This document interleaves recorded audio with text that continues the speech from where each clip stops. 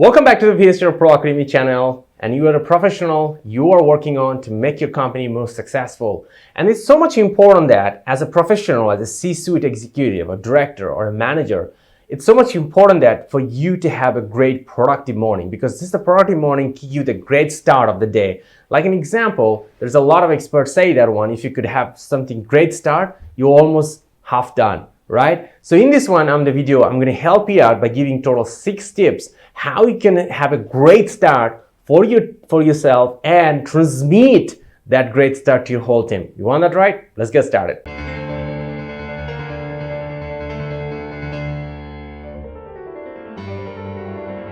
Number 1, to start a great thing, you need to have aim for the day.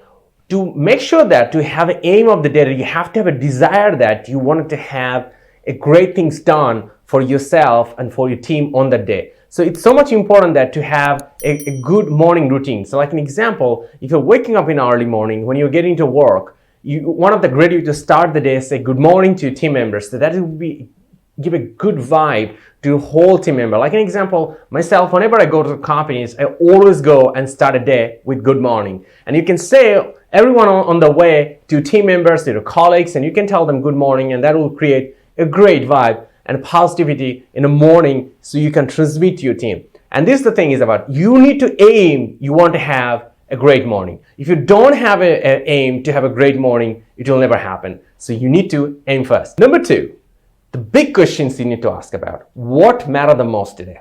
What matter the most for the company? What matter the most for yourself, your team? And what matter most for yourself? You need to take these 3 questions and then you need to answer each of the questions.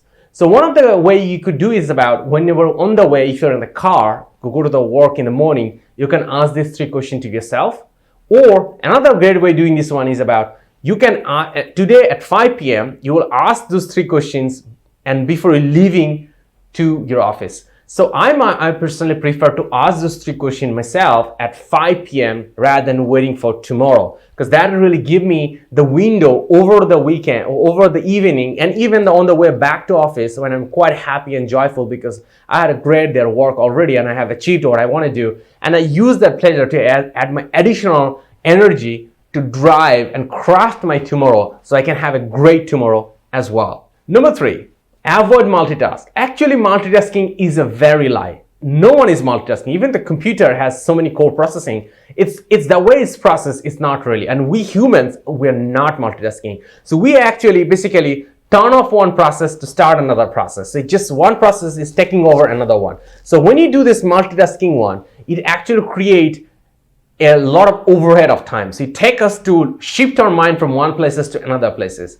Well, when you are in a very, very early executive roles in your career, that will probably make sense because you're basically not doing deep dive in any particular problems. But when you go to more senior level in the companies, then your expertise becomes so important and so crucial and so complex and compound. So shifting from one place, one task to another one, it costs a lot of time. And if you are doing this multitasking, particularly in the morning time, so that is the time you will be losing a lot of things. And basically, you're opening so many windows in your computer and keep opening without closing another one. And basically, one time your computer get crashed. It's the same. When you do the multitasking, you will keep opening more windows in your brain. And more windows that keep opening, and then it getting overloaded and start to get slow. And in the morning, you don't want to slow because this is a day you have like get up and you want to get things done in the morning. So it's so much important that you do avoid intentionally multitasking and focus on those 3 things which you wanted to get things done.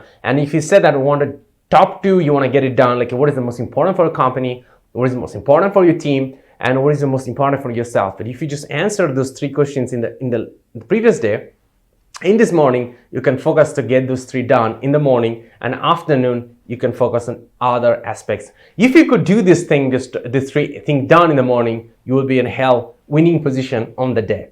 Number 4, deep work.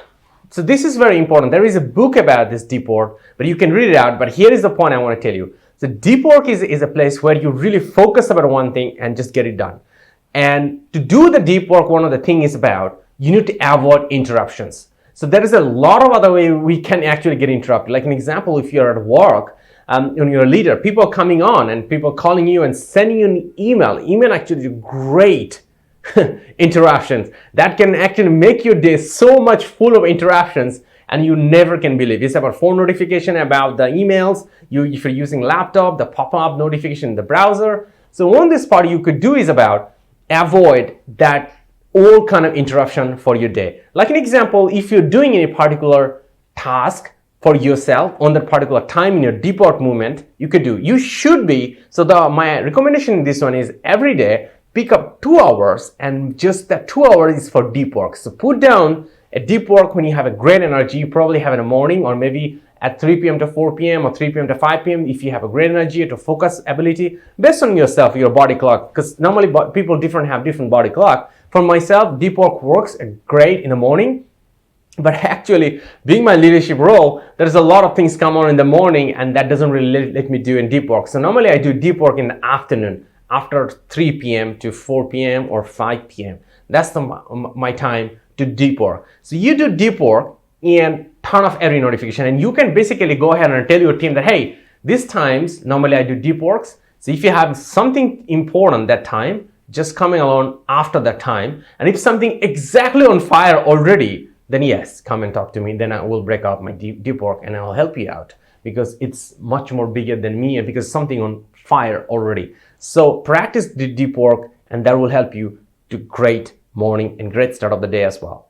Number 5 is their attitudes.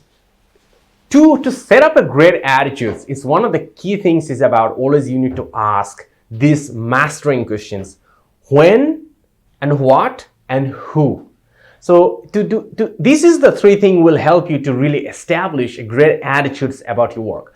When somebody is asking you something for help, you're going to ask when, what, and who. And if you could answer these questions, then you can easily prioritize that help. Like an example, the same. Somebody asks you, your boss or supervisor asking you for this 3 and help, something to do, and this answer will be 1.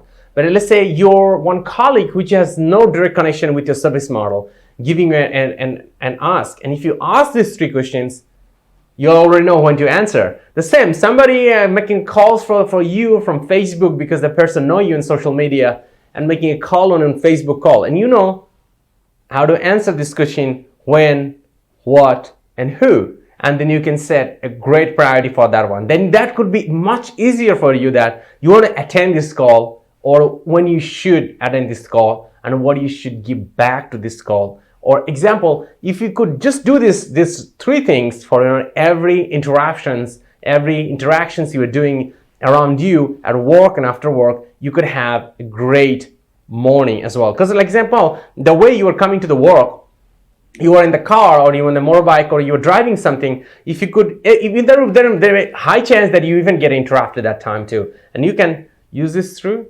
No, this is the time I'm going to work and I want to have a great start of my morning. I don't want to be interrupted by something else. And if you could answer those 3 questions, then you know who can interrupt you and who cannot. And that will get you a great start in the early morning. Number 6, we are all attention human, because our brain has something. Our human brain are built that way. Like an example, if you're going to the supermarket, you saw a red fire car, and then you see the red, and then you go to the supermarket and you probably will be attracted to buy a red cherry, because this is what as the human being work with, because you saw the red and now you're attracted by the red and you wanted to buy something about red cherry. So that's why you have to understand about who can get your attentions and where you want to put your attentions as well too. It's so much important. In the morning, to who you want to give attentions in your team. And the other people, you should not getting your attentions. And another thing is about who can distract you even by getting an attentions, not even in person, but outside person. Like an example, it could be your social media platform, or are you looking at the LinkedIn or looking at the Facebook. So you need to pay attention to who can draw your attentions, who cannot, who deserve your morning attentions, and who will not. So if you do a great attention management on this one, that will really help you out. Like myself, in the morning, I really check Facebook. I even doesn't really check in the morning time in LinkedIn too. I know I look at the LinkedIn around 11 o'clock. So that really helped me out to managing my time. So this is the way you can plan who can get your attention in the morning time and who you should not pay attention. In the time, the same about tasking thing. Like an example, in the morning, most of my attention I like to save for creative and analytical work. So rather than putting something in monotonous work or copy paste thing, I won't do it in the after lunchtime when I'm not the best productive version of myself. So here we go. I gave you total 7 things you can do it to do a great start of your morning. If you have facing a particular challenge for yourself or for your team to have a great start of the morning, if you're running a sales team or marketing team, any kind of teams, it's so much important to have a great start of your morning. And if you need any help, or if you have a particular scenario you're facing about internal troubling, go ahead and comment below. Myself and my team definitely gonna give you an advice from our Pro Academy and help you out to become successful. So here you go. You got the 7 tips from me from this video. Let's go ahead and use it and let us know how it changed your team to have a great start in the morning. And until then, have a great time and let's become more successful.